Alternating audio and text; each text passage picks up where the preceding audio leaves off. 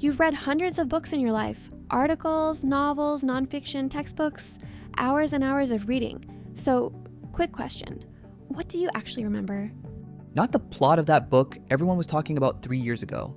Not the key argument of that important article you shared on social media. Not even, if we're honest, most of what you read last month. And this isn't because you're not smart. It's not because you weren't paying attention. It's because reading, the way most of us do it, is one of the least effective ways to actually learn something. I'm Marcus. And I'm Emma. And today we're talking about something genuinely useful, how to actually remember what you read. Not just while you're reading it, but days, weeks, years later. Let's start with the science of forgetting, because I think once you understand why we forget, the solutions become much more obvious. Okay, hit me. So in the 1880s, a German psychologist named Hermann Ebbinghaus did something remarkable. He spent years memorizing nonsense syllables and then testing himself at different intervals to see how much he retained. And what he found became known as the forgetting curve. What does it show? It shows that without any reinforcement, we forget approximately 50% of new information within an hour of learning it. Within 24 hours, that rises to about 70%. And within a week, we've lost roughly 90% of what we originally took in. 90%. So if I read a book over a weekend and do nothing else, by the following weekend, I remember about 10% of it. On average, yes, which explains a lot, doesn't it? You finish a book feeling like you've learned something. A week later, you can barely remember the main argument. A month later, you might not even remember the title. I've had conversations where someone asked what a book was about, and I've said it was really good, and then just stared into the middle distance because I couldn't remember a single specific thing. We all have, and the reason isn't a poor memory. It's that our brains are ruthlessly efficient. They don't store information they don't think they'll need. And if you read something once and never return to it, your brain decides it probably wasn't that important and lets it go. So the brain is constantly asking, is this worth keeping? And if the answer isn't clearly yes, it deletes it. Exactly. Memory isn't like a hard drive where everything gets saved automatically. It's more like a muscle. The things you use get stronger, and the things you don't use atrophy. Which means the problem isn't reading. The problem is what we do, or don't do, after we read. Precisely. Reading is just the first step, and most people stop there. Okay, so let's talk about the difference between active and passive reading, because I think this is where most people go wrong. Passive reading is what most of us do by default. You sit down with a book, you read the words, you follow the story or the argument, you turn the pages. It feels productive, but your brain is mostly just processing the surface of what's on the page. It's like watching a documentary on TV while also scrolling through your phone. You sort of absorbed it, but you couldn't really tell anyone what it was about. Exactly. Active reading is different. It means engaging with the text, asking questions, making connections, challenging what you're reading, pausing to reflect. Your brain is doing work, not just receiving input. And the key insight is, the more work your brain does while reading, the more it remembers. Difficulty is the signal. If reading feels effortless, you're probably not retaining much. There's actually a concept called desirable difficulty in learning science. The idea is that making learning slightly harder, forcing your brain to work, leads to significantly better retention. Easy reading equals easy forgetting. Which explains why I remember almost nothing from airport novels, but can still describe the argument of a difficult book I read years ago that I had to really work to understand. That's a perfect example.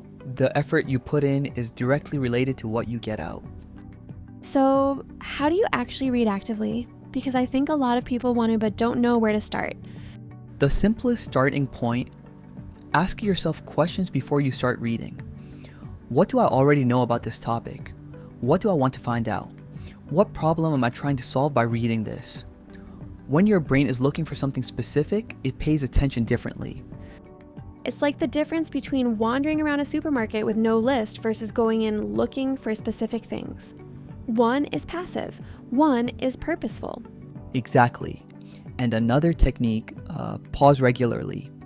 Every chapter, every section, stop. Don't immediately turn the page. Ask yourself, what was the main point of what I just read? Can I explain it in my own words?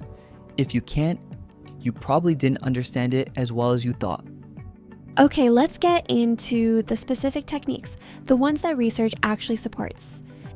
Technique 1, active recall. This is probably the most powerful thing you can do. After reading a section, close the book and try to write down or say out loud everything you remember. Don't look at the text. Force your brain to retrieve the information. And the act of retrieval itself strengthens the memory? Yes, this is called the testing effect or retrieval practice. Studies consistently show that testing yourself on material leads to significantly better long-term retention than rereading the same material. Rereading feels productive, but it's largely an illusion. Your eyes recognize the words, but your brain isn't doing the hard work of actually encoding the information. So, instead of rereading a chapter, you should close the book and quiz yourself on it. Exactly. It's uncomfortable because you notice what you don't know, but that discomfort is the learning happening. Technique 2, Spaced repetition, the antidote to the forgetting curve. Instead of reviewing material once and moving on, you review it at increasing intervals. After 1 day, then 3 days, then a week, then a month. Each time you successfully recall something, you push the next review further into the future. There are apps for this now, right? Like Anki? Yes, Anki is the most well-known. It's particularly popular for language learning because vocabulary is exactly the kind of thing that benefits from spaced repetition. But the principle works for any information. Technique 3, the Feynman Technique, named after the physicist Richard Feynman. The idea is simple but powerful. After reading something, try to explain it as if you were teaching it to someone who knows nothing about the topic, a child ideally. And where you struggle to explain it simply, that's where your understanding has gaps. It forces you to confront what you don't actually know versus what you just vaguely recognize. I use a version of this.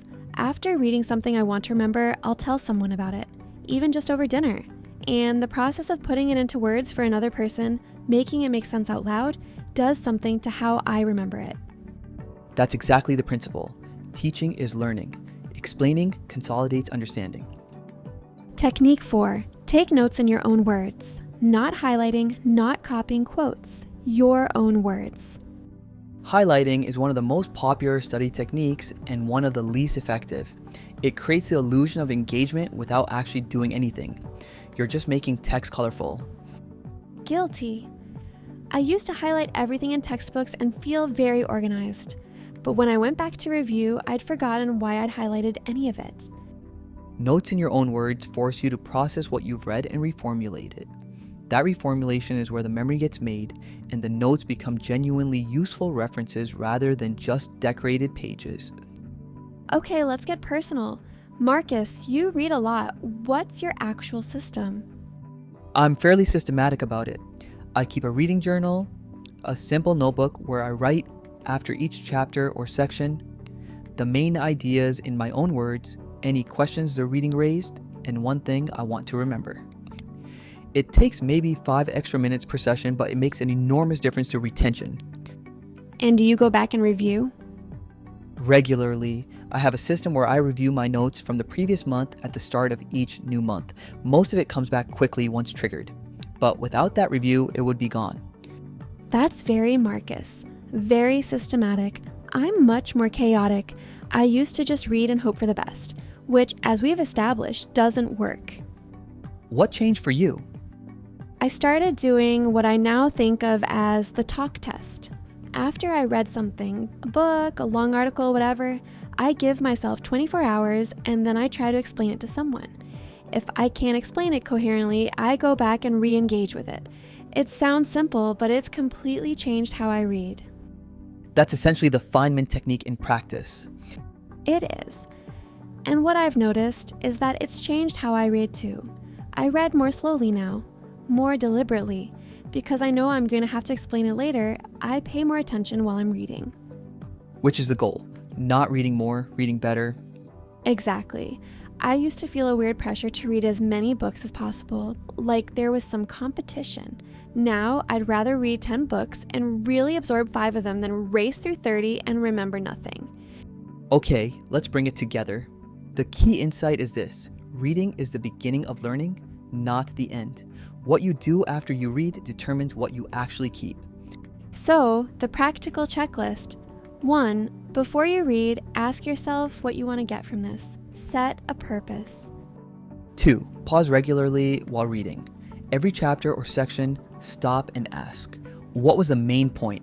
Can I explain this in my own words? 3. After reading, close the book and do active recall. Write down or say out loud everything you remember. Don't look at the notes. 4. Take notes in your own words, not highlights, not quotes, your words, your understanding. 5. Review your notes at intervals. A day later, a week later, a month later. Each review strengthens the memory. And 6. Teach it to someone. Explain what you read as if the other person knows nothing about it. Where you struggle to explain, that's where you need to go back. And finally, read less but better. It's not about the number of books, it's about what stays with you. Okay, we want to hear from you. What's the last thing you read that you actually remember? And what did you do differently that made it stick? Tell us in the comments. Subscribe for more Real Talk English, new episode every week. See you next time. Bye everyone!